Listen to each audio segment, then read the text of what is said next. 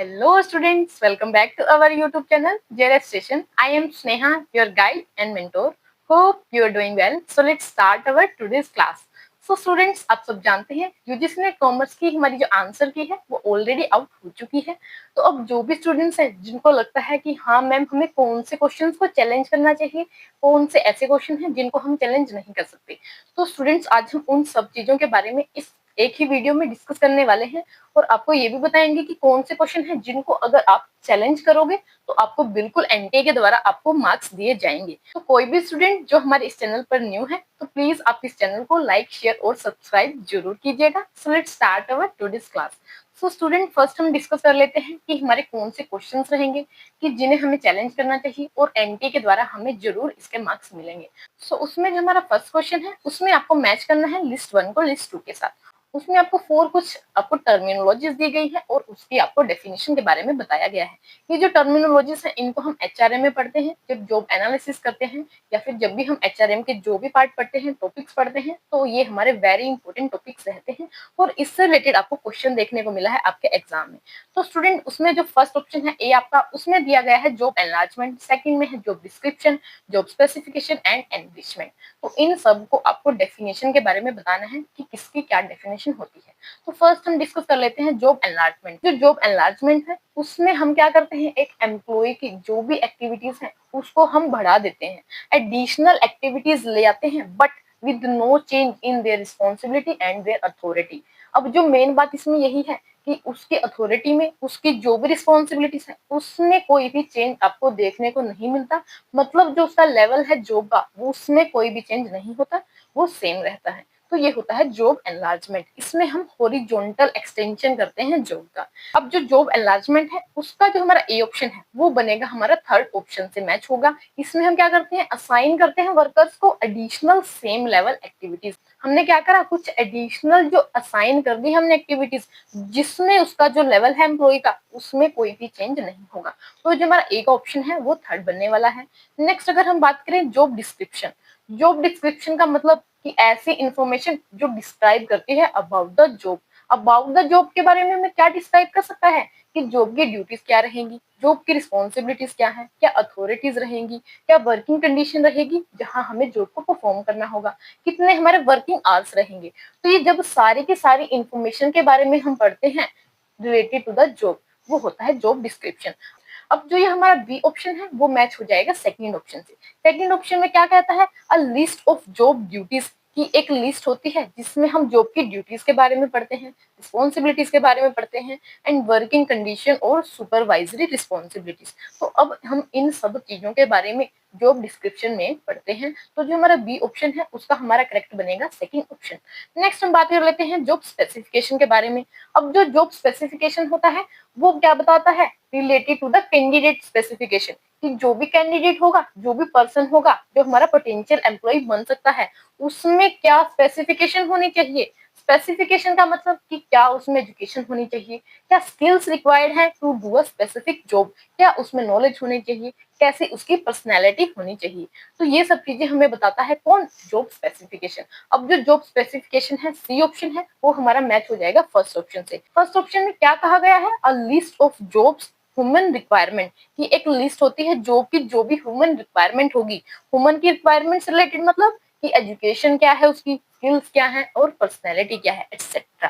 तो अब हम इन सब चीजों को जॉब स्पेसिफिकेशन में पढ़ते हैं। अब जॉब एनरिचमेंट का क्या मतलब होता है, जॉब एनरिचमेंट से एम्प्लॉय बिकम रिच। अब एम्प्लॉय कब रिच होता है, जब उसकी सैलरी बढ़ती है। सैलरी कब बढ़ेगी, जब कुछ उसको न्यू चैलेंजिंग टास्क दिए जाएंगे, कुछ न्यू अपॉर्चुनिटीज दी जाएंगी उसको, जो वो क्या करेगा अपने आने वाले टाइम में परफॉर्म करेगा।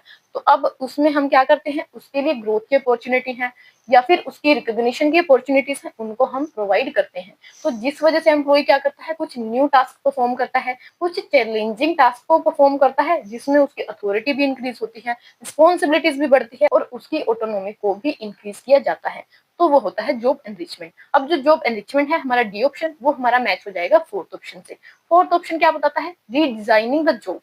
Redesigning job in a way कि हम क्या कर रहे हैं, रीडिजाइन कर रहे हैं जॉब को, इस तरीके से कर रहे हैं जिसमें जो हमारी अपॉर्चुनिटीज है फॉर द वर्कर्स, कि वर्कर्स की जो भी अपॉर्चुनिटीज है हम उनको इंक्रीज करेंगे, क्या कर सके, ताकि ताकि वो क्या कर सके, एक्सपीरियंस कर सके फीलिंग ऑफ रिस्पॉन्सिबिलिटी की फीलिंग, अचीवमेंट की फीलिंग, ग्रोथ की एंड रिकॉग्निशन की जो भी फीलिंग होती है उसको एक्सपीरियंस कर सके। इस जिस वजह से हम क्या करते हैं, जॉब को रीडिजाइन करने का काम करते हैं। तो स्टूडेंट्स, अब जो हमारी एनटी है उसने इसका करेक्ट आंसर क्या दिया है, ऑप्शन 3 उसने आंसर की में इसका करेक्ट आंसर दिया है। लेकिन अगर हम बात करें इन चारों की डेफिनेशन को हमने वन बाय वन बिल्कुल इजी लैंग्वेज में डिस्कस करा है, इस तरीके से तो इसका ऑप्शन क्या बनने वाला है, करेक्ट हमारा ऑप्शन 1 बनने वाला है। तो अब जो हमारे इस क्वेश्चन की आईडी है वो है 3690। तो प्लीज अब जो भी स्टूडेंट्स हैं जिन्होंने एग्जाम दिया था, तो इस क्वेश्चन को उनको बिल्कुल चैलेंज करना चाहिए। और इस क्वेश्चन के आपको बिल्कुल नंबर मिलेंगे एनटीए के द्वारा, क्योंकि इस क्वेश्चन के उन्होंने क्या कर रखा है, गलत आंसर को करेक्ट कर रखा है। तो जिस वजह से आपको इसके करेक्ट आंसर मिलेंगे। तो ये था हमारा फर्स्ट क्वेश्चन जो आपको बिल्कुल चैलेंज करना चाहिए। नेक्स्ट हम क्वेश्चन को डिस्कस कर लेते हैं। Arrange the following steps involve in the process of voluntarily liquidation of limited liability partnership in correct order. कि अब हमसे क्या क्वेश्चन पूछा गया है कि जो लिमिटेड लायबिलिटी पार्टनरशिप होती है, एलएलपी का कंसेप्ट होता है जिसका एक्ट आया था 2008 में। अब जो एलएलपी है उसका वॉलंटरीली वाइंडिंग अप या फिर लिक्विडेशन हो रहा है, तो उससे रिलेटेड जो प्रोसेस होती है उसके आपसे स्टेप से रिलेटेड क्वेश्चन पुट किया गया है। तो सबसे पहले तो आपको पता होना चाहिए कि ये वॉलंटरीली लिक्विडेशन क्या होता है। एक होता है हमारा वॉलंटरी लिक्विडेशन, एक होता है इनवॉलंटरीली लिक्विडेशन। वॉलंटरी मतलब हमारी इच्छा से, इनवॉलंटरी मतलब हमारी इच्छा नहीं है उसमें। अब यहाँ पर वॉलंटरीली लिक्विडेशन हो रहा है एलएलपी का, मतलब जो हमारे पार्टनर्स होंगे उनकी अपनी इच्छा है, वो विलिंग है क्या हो जाएगी, हमारी जो पार्टनरशिप है एलएलपी है उसका लिक्विडेशन हो जाए। तो उसकी प्रोसेस से रिलेटेड आपको क्वेश्चन पुट किया गया है। तो इसको हम डिस्कस करते हैं कि ए ऑप्शन में आपको बताया गया है डिक्लेरेशन ऑफ सोल्वेंसी है, बी हमारा डेजिग्नेटेड पार्टनर्स की मीटिंग है एंड देन पार्टनर्स की मीटिंग होगी, एंड डी ऑप्शन हमारा है identification of insolvency professional as a liquidator. Next हमारा ई ऑप्शन है filing of resolution with ROC and insolvency bankruptcy board of India. तो इस क्वेश्चन में आपको जो एनटी ने करेक्ट आंसर दिया है वो दिया है ऑप्शन 3, जबकि जो हमारा करेक्ट आंसर बनेगा वो बनेगा 1।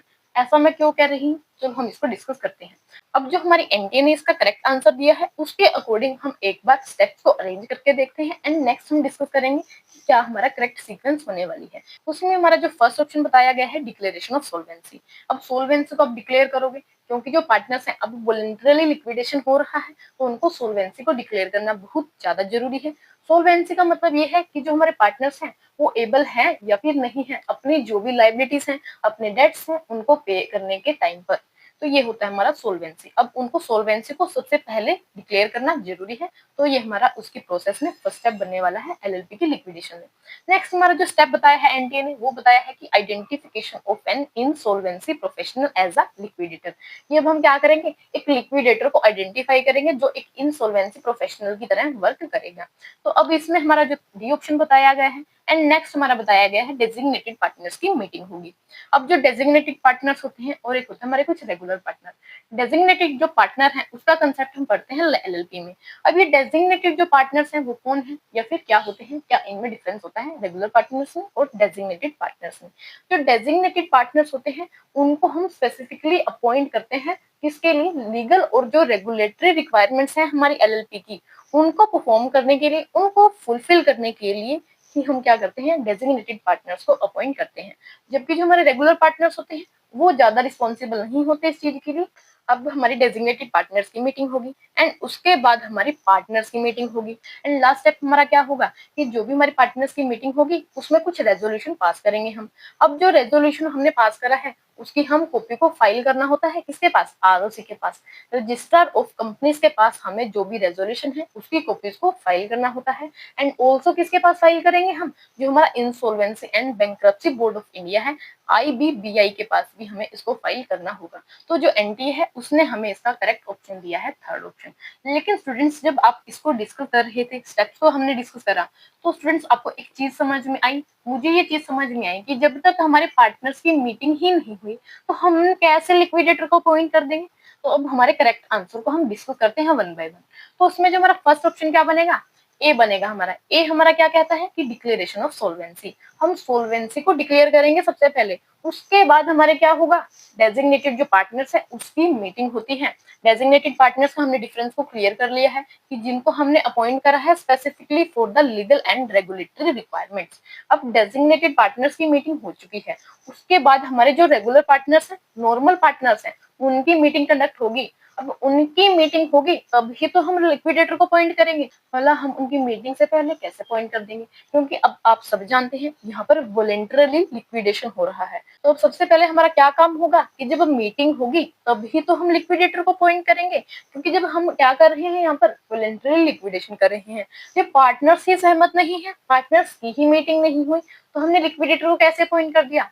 तो इसमें हमारा जो फर्स्ट स्टेप बनेगा ना, हमारे लिक्विडेटर को हम बाद में अपॉइंट करेंगे और पार्टनर्स की मीटिंग पहले होगी। तो इसमें हमारा क्या होगा, करेक्ट आंसर बनेगा कि हमने सबसे पहले सॉल्वेंसी को डिक्लेयर कर दिया, फिर डेजिग्नेटेड पार्टनर्स की मीटिंग होगी एंड देन पार्टनर्स की मीटिंग, एंड उसके बाद हम क्या करेंगे, लिक्विडेटर को आइडेंटिफाई करेंगे एंड हमारा फाइनल जो स्टेप रहेगा कि हम जो भी रेजोल्यूशन हमने पास करा मीटिंग में उसको हम फाइल करेंगे रजिस्टर ऑफ कंपनीज के पास एंड किसके पास, IBBI, insolvency and bankruptcy board of India के पास हम जो रेजोल्यूशन है उसकी कॉपी को फाइल करेंगे। तो इसमें जो हमारा करेक्ट ऑप्शन बनने वाला है वो बनेगा हमारा करेक्ट ऑप्शन 1 ऑप्शन। तो students according to my opinion आपको इस क्वेश्चन को चैलेंज करना चाहिए, क्योंकि इसकी जो सीक्वेंस है वो गलत बताई गई है आपको एनटी के द्वारा। एनटी ने आपको इसका गलत आंसर बताया हुआ है, लेकिन इसकी जो करेक्ट सीक्वेंस बनेगी वो ऑप्शन फर्स्ट में बन रही है, जबकि एनटी ने आपको थर्ड ऑप्शन करेक्ट दिया हुआ है। अब जो हमारे ये क्वेश्चन है इसकी आईडी क्या है, 3711 है, हमारी 3711 इसकी आईडी रहेगी। तो आप इस क्वेश्चन को भी चैलेंज कर सकते हैं। नेक्स्ट हमारा क्वेश्चन है, अब कुछ चैनल्स पर कुछ स्टूडेंट्स को ये डाउट हो रहा है कि हाँ मैम ये क्वेश्चन को भी हमें चैलेंज करना चाहिए या फिर नहीं करना चाहिए। तो स्टूडेंट्स अब हमारा जो नेक्स्ट क्वेश्चन है वही रहेगा कि हमें इस क्वेश्चन को चैलेंज करना चाहिए या फिर इस क्वेश्चन को हमें चैलेंज नहीं करना चाहिए। तो हम अब इस क्वेश्चन को डिस्कस करते हैं। Which of the following statements are correct with regard to mathematical properties of standard deviation? अब जो स्टैंडर्ड डेविएशन है उसका हम कंसेप्ट पढ़ते हैं हमारे स्टैटिस्टिक में, उसकी प्रॉपर्टीज से रिलेटेड आपसे क्वेश्चन पुट किया है एनटी ने। अब इसके हम ऑप्शन को डिस्कस कर लेते हैं। ऑप्शन ए में बताया गया है कि standard deviation is independent of change of origin and change of scale. तो ये हमारा बिल्कुल गलत ऑप्शन है, क्योंकि हमारी जो स्टैंडर्ड डेविएशन है, नेक्स्ट जो हमारा स्टेप दिया गया है B, standard deviation is independent of change of origin but not of scale, कि जो हमारी स्टैंडर्ड डेविएशन है वो इंडिपेंडेंट होती है चेंज ऑफ ओरिजिन से, लेकिन चेंज ऑफ स्केल से वो इंडिपेंडेंट नहीं होती। अभी चेंज ऑफ स्केल है, चेंज ऑफ ओरिजिन है, ये क्या होता है मैम, कि जो भी हमारी ऑब्जर्वेशन है, वैल्यूज है, उसमें हमने किसी नंबर से ऐड करा या फिर सब्ट्रैक्ट करा, तो उसका इफेक्ट हमारे स्टैंडर्ड डेविएशन पे नहीं पड़ता। मतलब चेंज ऑफ ओरिजिन में हम कुछ ऐड करते हैं या फिर सब्ट्रैक्ट करते हैं किसी वैल्यू से, तो उसका इफेक्ट हमारे स्टैंडर्ड डेविएशन पर नहीं पड़ता जब हम उसको कैलकुलेट करते हैं। तो चेंज ऑफ स्केल में हम क्या करते हैं, हमारी जो ऑब्जर्वेशन है उसको हम किसी नंबर से मल्टीप्लाई करते हैं या फिर डिवाइड करते हैं।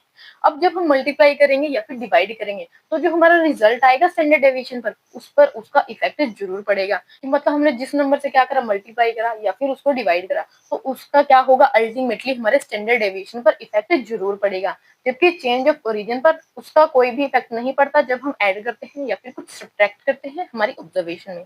तो इसका सिंपल सा मतलब ये है कि चेंज ऑफ ओरिजिन से हमारा जो स्टैंडर्ड डेविएशन है वो इंडिपेंडेंट होता है, जबकि चेंज ऑफ स्केल से वो डिपेंडेंट होता है। तो हमारा इसमें बी ऑप्शन करेक्ट हो जाएगा।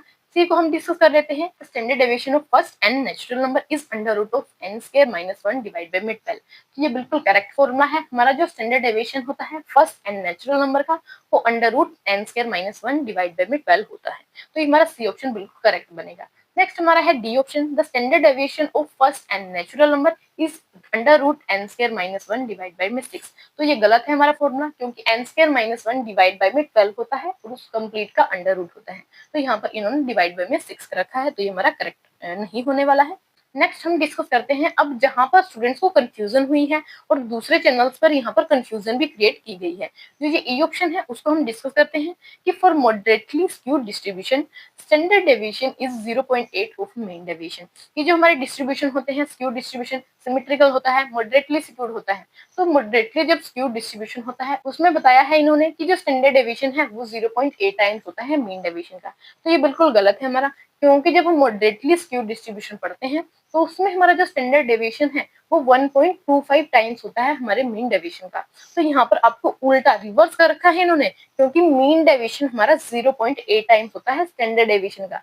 इन्होंने मीन डेविएशन की जगह तो स्टैंडर्ड डेविएशन लिख दिया और स्टैंडर्ड डेविएशन की जगह मीन डेविएशन लिख दिया, तो इस वजह से इन्होंने आपको कंफ्यूज करा है। तो अब हमारा जो इसमें करेक्ट क्या होने वाला है, ऑप्शन बी और सी हमारे करेक्ट ऑप्शन बनने वाले हैं। ऑप्शन 1 जो एनटीए ने भी हमें बिल्कुल करेक्ट ऑप्शन बताया है, बी और सी। तो स्टूडेंट्स अब आप देख लीजिए कि जो मॉडरेटली स्क्यूड डिस्ट्रीब्यूशन है उसमें हमारा मीन डेविएशन 0.8 टाइम्स होता है स्टैंडर्ड डेविएशन का, ना कि स्टैंडर्ड डेविएशन 0.8 टाइम्स होता है मीन डेविएशन का। तो आई होप आपको ये क्वेश्चन क्लियर हो गया होगा और जिसको आपको बिल्कुल भी चैलेंज करने की कोई जरूरत नहीं है। हमने सारे के सारे क्वेश्चंस को डिस्कस कर लिया है जिनको आप बिल्कुल चैलेंज कर सकते हो और एनपीए के द्वारा आपको बिल्कुल इसके नंबर भी मिलने वाले हैं। तो अगर किसी भी स्टूडेंट को कोई भी डाउट रहता है रिलेटेड टू अवर क्लासेस या फिर आप किसी स्पेसिफिक टॉपिक पर आप वीडियोस चाहते हैं, प्लीज आप कमेंट सेक्शन में अपने डाउट्स को पूछ सकते हैं। कोई भी आपको क्वेश्चन है वो भी आप अपने कमेंट सेक्शन में पूछ सकते हैं। और आप इस वीडियो को एंड तक भी जरूर देखिएगा। Please like share and subscribe to our YouTube channel. Thank you.